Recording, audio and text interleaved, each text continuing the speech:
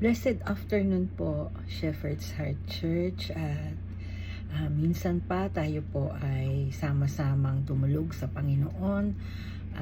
Tayo po ay magpapasalamat, tayo po ay mananalangin, dadalhin po natin sa Kanya ang ating pong mga kahilingan at panalangin. Bago po natin gawin yon, tayo po muna ay tumunghay na magbulay ng maikling salita ng Diyos. Matthew chapter 6 verse 8 letter B. Ang sabi po dito, "For your Father knows what you need before you ask Him." So the primary purpose of prayer is not to get something but to know someone.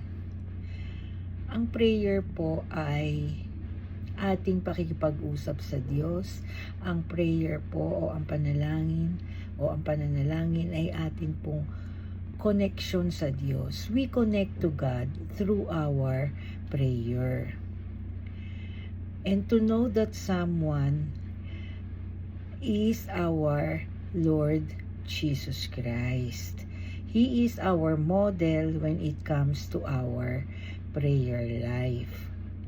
While on earth, He always communicates to His Father through prayer. So, nung narito pa po ang ating Panginoong Jesus dito sa mundo o dito sa sanlibutan, siya po ay patuloy ding nananalangin sa Kanyang Ama sa langit. So, why has our Lord commanded prayer? Bakit niya po iniutos na tayo daw ay manalangin? When we pray, we don't pray to inform God. God already knows.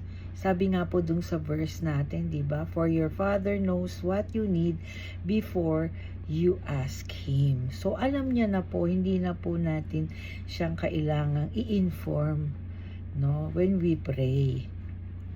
We don't pray to instruct God because God has a will. Hindi na po natin siya, ang Diyos ay hindi na po natin kailangang instrukan o turuan kung ano po yung pwede niyang gawin. Dahil ang Panginoon po ay may kalooban para po sa bawat isa po sa atin.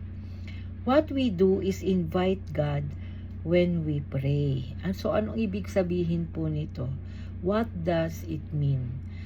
God wants to do things in us and He wants to do those things through prayer. So, ang gusto po ng Panginoon ay magawa niya yung mga bagay na gusto niyang gawin sa atin at gusto niya po itong gawin sa pamamagitan ng panalangin. God wants us to have fellowship with Him, and so God tells us to pray. So gusto po ng Panginoon na makipag-fellowship po sa atin. Gusto niya po na kinakausap natin siya. Gusto niya po na may communication po tayo sa Kanya. It's how we fellowship with our Lord. It's you and God getting together. So, sa prayer po ay nagkakasama tayo ng Panginoon. Kasama natin siya pag tayo ay nananalangin. So, if you have never prayed, today is a good start. Pag hindi po pa po tayo nakakapanalangin or hindi tayo nananalangin, magsimula na po tayo ngayon. Ngayon na po tayo manalangin. If you are tired of praying, don't stop. Minsan po, napapagod na tayo or sad to say, kinakatamaran po natin ang manalangin. Pero wag po natin gawin yun. Wag po tayong tumigil manalangin. Stay persistent in your prayers and stay in constant connection with God. Ang tandaan po natin, hindi po mahalaga kung gaano kahaba ang ating pong mga panalangin or kung ano po yung mga salita na ginagamit natin sa ating panalangin. Ang puso po natin ang tinitignan ng Diyos pag tayo po ay nananalangin. Your heart is exactly what He is after.